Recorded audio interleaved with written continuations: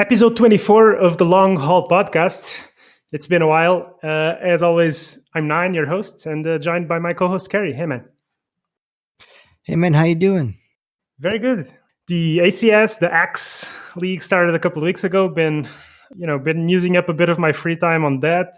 It's been going good. Been having some good matches, and otherwise, actually looking to join you in playing some Destiny 2 soon if I manage. And you? Man, I love that you called it the Axe League. I mean, to make the dream come true, is the prize like Axe coins? That would be awesome. No, it's actually money. The prize pool is $100 at the moment, but it's just going to be crowdfunded, and I'll just give it 100% of whatever gets collected, and plus I'll throw some money in there at the end as well. But for now, just $100, 100% crowdfunded, 100% going to the winner. So yeah, that's the X in a nutshell. I've been posting all the games on our YouTube. So if people want to go watch the games, if you don't catch them live, you can find them on our YouTube page. But I guess if you listen to the cast, you know that anyway. So yeah. What have you been up to, man? Well, between work and family stuff, I've been playing a little bit of Destiny 2 since the expansion came out. And how's that going? It's pretty okay. I mean, it's not they didn't reinvent the wheel, you know. It's okay. It's not the best thing ever. There's a lot of quality of life improvements. There's some new content. There's a lot of fan service because they brought back the moon, which was one of the most iconic things in Destiny 1, because the moon's haunted, and it's been really fun. Cool. Yeah, I bought Destiny 2 when it came out, and then I had my issues with Blizzard. Oh, we'll talk about that. And then I uninstalled because it was on BattleNet. So then I stopped playing Destiny as well. But to be honest, I get a bit tired of the single player, so to say, single player experience quite fast. So yeah, I need to join you, get some friends together and play, because otherwise I get bored of it. But looking forward to play that with you guys. I mean, that's actually a nice segue into the shit show that's been Blizzard lately. Have you followed what's going on? The giant PR mess. Yeah, the Hearthstone dudes from Hong Kong. Yeah. Okay. So let's just make this clear. Let's not get into much of politics, and everything you guys might listen from our mouths. It's opinion based. We're not going to go into politics with this one because it's already a mess as it is, and everyone gets like shit listed if you talk trash right now about the conditions of, let's say, Hong Kong and China. So my opinion on all this is Blizzard, when they started as a company and through the years, they had this motto of equality for all players and stuff like that. And with this thing that they just did, although because they already tried to counter it back, because they already said they're going to give the earnings back to the guy, and the ban is going to be shorter, but it's still a PR mess.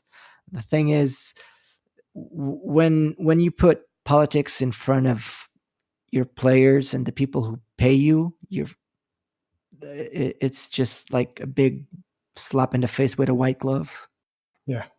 I just feel like, first of all, the reaction was too fast and too strong.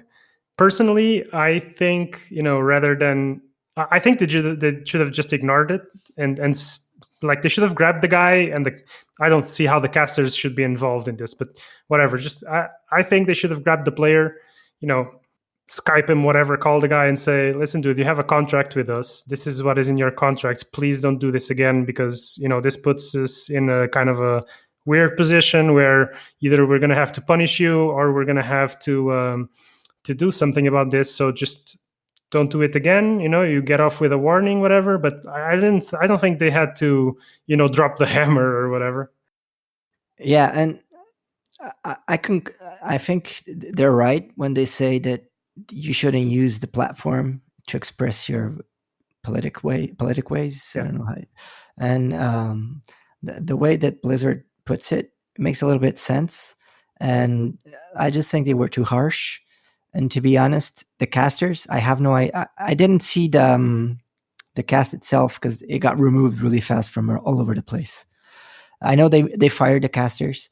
I think that also was a little bit harsh, but I didn't see the interview per se, so I don't know if they actually asked him more questions to put that. No, I saw the clip. I think basically what happens is they knew what was coming, so the casters kind of knew what was coming, and they said, let's hide under the table when he's going to do this, because they knew what he was going to do. So they both like, they're laughing and stuff, and they hide under the table and they say, "Come on, you can do it now," and then the guy goes in. So I think they had an idea and they didn't stop it, and that's I think probably why they ended up getting involved.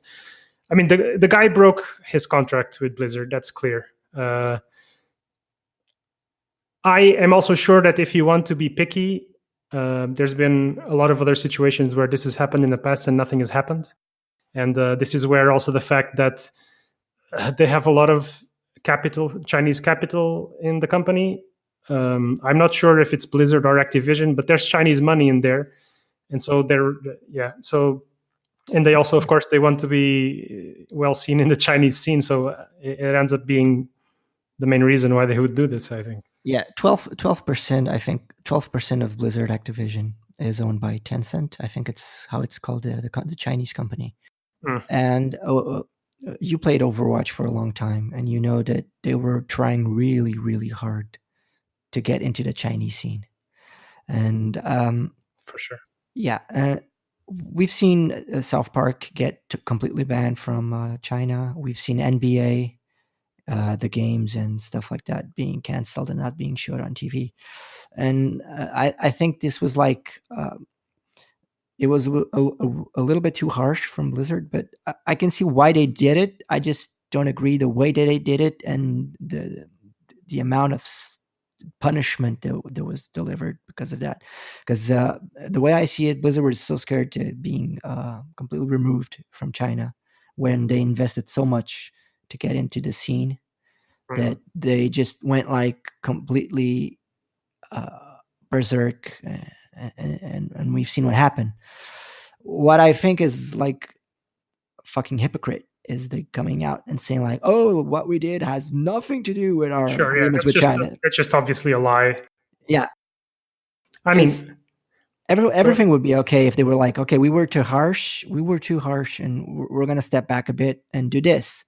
Now, but just feeding us lies like that just makes people that were angry more angry, even if they just gave them back the money and stuff like that.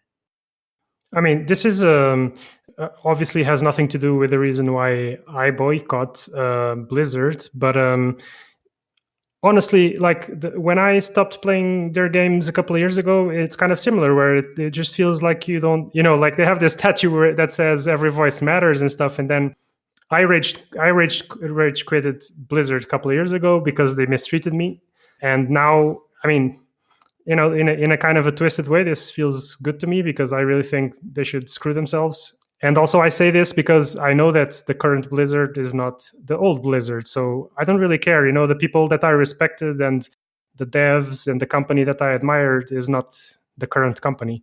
Most people are not there anymore. And the people who own the company are other people now. So it's just a different company with the same name. So I don't really care about them, to be honest.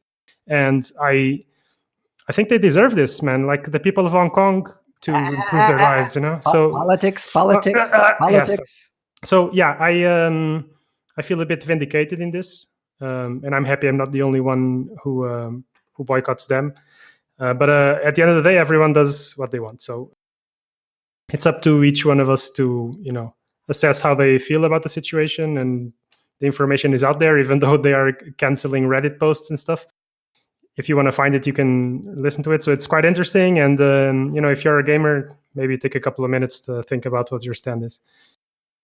Anyways, we're an Artifact podcast, so let's go talk about the fresh news on Artifact. Fresh news. Oh, yeah. So many fresh news, man. I had to take a moment to look at all the fresh news and decide what are we going to talk about this week. Yeah, obviously not much, man. But there was a bit of a Twitter drama because Eric Robson updated his profile and removed Underlords because it always said, oh god, I don't have it open here to see the exact words, but it basically always said he's a Valve dev currently working on X and X, and it used to say Underlords and Artifact, and now it just says Artifact. And some guy asked him about it on Twitter, and he just said, listen, this is not new. I've had this on my profile for a long time, so you guys should know that I'm working on Artifact. So don't take this as news and don't overhype it. But yeah. Too late, son, because we already did it. Yeah. I mean, we're so desperate just to get any kind of information on the game that, yeah, I mean, this ends up being news, right? But I guess you could say that for any Artifact or any Valve IP, right? Except Underlords, those guys get updates all the time. But besides Underlords, if you're a fan of any other Valve game, you have to suffer in silence forever. Yeah, unless you've been waiting for like the past 15 years for Half-Life, and the news is a Half-Life virtual game is coming out or something, right? Yeah, they've been patching those bad boys. They've been releasing fixes to old bugs. So, I mean, yeah, I think everyone is assuming. I actually don't know if it's been officially announced. I know that they announced VR games, but I don't think they said which ones. But everyone is presuming Half-Life VR is the one coming out. So, well, actually, if you guys know if this has been confirmed, let us know in the comments or whatever. But yeah, please do. If it's not completely confirmed, it's kind of like a unanimous that everyone thinks it will be the first big VR title. So, I mean, probably won't be Half-Life 3, but hey, if it gets cleanup and high definition for VR, I might even buy VR goggles, maybe. I don't Those know things are about expensive. I think they're like $300. Well, the Valve ones are like $1,000. Yeah, I'm gonna sell a kidney for that then. No, I definitely will wait to see what the reviews are and stuff. I'm also waiting to try Google Stadia out, but unfortunately, it's not available in Switzerland. So, but wait a second. But do you have to use the Valve ones, or if you use like Oculus Rift, it doesn't work? I do not believe that you have to have the Valve ones. I think any set of glasses will work, but I don't know, man. This is not something that I follow. So. No, I assume that any VR set will work, right? it's like, yeah, you can have that one for $200, but this one says Valve and it costs $1,000 more. Come on, look, it's so shiny. You know you want it. Well, they're definitely the ones that seem to be the top of the line. So state of the art ones. But we'll see. Maybe by the time Half-Life VR comes out and by the time I decide if I want to play any of those things, maybe the price has gone down. But who knows? Whatever. And if you do that, you'll be forever called by me a Valve fanboy. Well, I mean, I have ever since we talked to Garfield and Scaff, I've always had the idea in the back of my mind that Artifact would be a cool game to play in VR because you can just look, you turn your head to look onto lane 1 and onto lane 3 and whatever. I would not mind playing Artifact in VR at all. Actually, I think it would be probably very cool if they. I always imagine it like augmented reality, and not exactly as VR, but I guess VR would work. Yeah, who knows? It's an idea, but before we're getting ahead of ourselves. A man can dream. A man can dream. Yeah, I mean, dude, I'm just really, really. Slowly, getting tired of this. I really hope they tell us something by Christmas.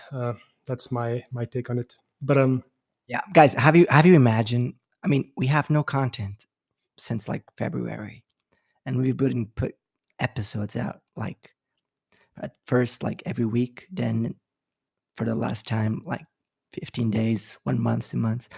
If we get a new expansion, oh boy, you guys are gonna get rammed with episodes. Oh boy, yeah. I actually was setting up to do other stuff as well, but yeah, surprises. If the game comes back, there's a bunch of surprises. But yeah, I mean, I still love the game. That's why I'm doing the axe. And I also thought, still being an optimist, let's run an invitational league. If the game comes out, then I have more experience on how to put up a proper league. That's one of the reasons why I kind of wanted to do it as well. So yeah. Also, Valve, if you ever listen to this, do not forget us when you release an expansion. We love you. Ass kissing. Yeah. What else is there to say? I wanted to. If you guys follow Reddit or follow any kind of Artifact social media, you might also know that the DCL has ended. There was some issues going on, so it has ended. So just to give everyone an update on kind of the competitive situation, if you will, there's the X, which is obviously not open. It's just an invitational for people to watch. If you are still looking for a place to play, though, some of the people who were responsible for the long haul league and some of the players got together to create that were responsible for the DCL, created a new server called the Long Haul League. So if you look for that, it's in its essence the same as the DCL, with some slight variations, but the same concept. So yeah, lobbies still exist, tournaments still exist. Everyone's still hanging out in there, in the long haul, waiting for stuff to happen. So just wanted to throw that out there. And tell us, how is the ACS going? The ACS has been going good. The main problem I have right now is that we've casted 3 matches and all of them went 3-0. So it's a best of 5. And so it's been kind of, all of the matches have been kind of one-sided, which is surprising to me. So wait a second. Let's make this clear. The 8 players that are currently going are all pros or semi-pros. And you're telling me all the games went 3-0. Well, none of them are pros. They're all what I consider to be some of the, well, they are the top players in Artifact. Not everyone is there, unfortunately, but these are the cream of the crop. And I was expecting some more balanced matches, but keep in mind this is a double elim tournament. So the players who've lost, they went to the losers bracket and they're not out of the tournament yet. They can still put up a comeback. So there is room for them to fight back. The format is quite different from what people are used to in other card games, because I decided to make it limitless deck changes. So between games, people can change one card, one hero, nothing, or the complete deck without any limitations. So this kind of creates a paper, rock, scissors type format. What ends up happening is that a lot of these players, since the meta has been relatively solidified for the last months, a lot of these players are very, very specialized in their decks. So there are some players who probably will not be so flexible because they feel that their deck is the deck they're strongest on. They might just change a couple of cards. But we've seen players change decks completely, change some cards, change nothing. So until now, it's been, in my view, a good experience. But I'm really, really hoping that we're going to get some closer matches still to come. But there's only been three matches until now. So yeah, every week we're going to try to do a couple of matches until mid-November, and then the last 2 or 3 matches will be the losers bracket finals, the winners semis, and the grand finals, or the winners finals and then the grand finals. Those will be played at a pace of 1 match per week. But everything will be up on YouTube. So if you guys missed the Reddit posts and the live streams, you'll be able to find it. But I'm quite happy with how it's going, learning from it. You know what we should do? After the ACS, if you ever go on another crazy trip and make a new tournament, you should do it like for charity. People can like drop in money, and the winner gets to choose a charity for you to donate the money. That's a good idea. The problem here was that I was giving all the time and work to organizing the thing, because I had to edit some video, put up the stream, overlays, and then edit everything, put everything on YouTube, cast, organize the players, and so on. So I didn't want to put a lot of money or have to bait the players with prize money. So I just invited them and said, listen, if no one donates, you win nothing. If someone donates, the winner will get it. But yeah, playing for charity would definitely be really cool. Yeah, and a lot of people won't mind probably chip in, because when you're not playing, and some people find it hard to chip in for like paying a player when they're not Yeah, playing it. So if that's it's true. for charity, a lot of people will like, okay, I'll just give like $2 for charity or something. I think the problem is right now that the community is too small to expect to, gather any type of decent prize pool. So I wasn't expecting people to donate anything at all. There was a very, very cool fan who gave $100, so that was really, really amazing. But it was not really expected. If the game comes back and we have a bigger pool of people watching, then maybe, who knows, I would love to do that. Yeah, that's a good idea. You see, sometimes I have nice ideas. Yeah, we'll see how it goes, man. It's mainly a learning thing for me. But yeah. I just need Valve to get something done with the game. Otherwise, we'll see. I mean, most of my friends still play Magic, so I end up feeling bad all the time because they're playing Magic, and I'm like, oh god, I wish I just could play like a decent artifact tournament or something. Filthy casuals. I've been occasionally playing Magic to try to get back into it, just in case, because I cannot wait forever. So yeah, but yeah, I think that's kind of how the game stands at the moment. Yeah. What else can we? Oh, let's let's not. Politics. No. I was gonna talk. It was not politics. It was. You know what? You guys remember when someone said he was gonna make a video and then he didn't? That was so good. What? You know that big pile of shit that came out?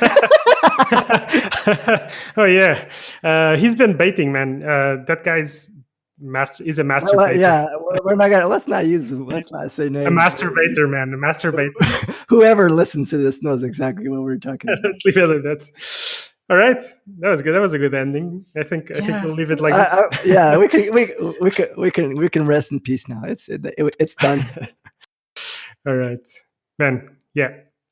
So yeah, we actually, I just wanted to say, yeah, we've been slacking off on doing weekly episodes because obviously there's not a lot to say. So we'll keep doing these things as long as there's something to say. But apologies for the long breaks in between episodes, but it's just the way it is.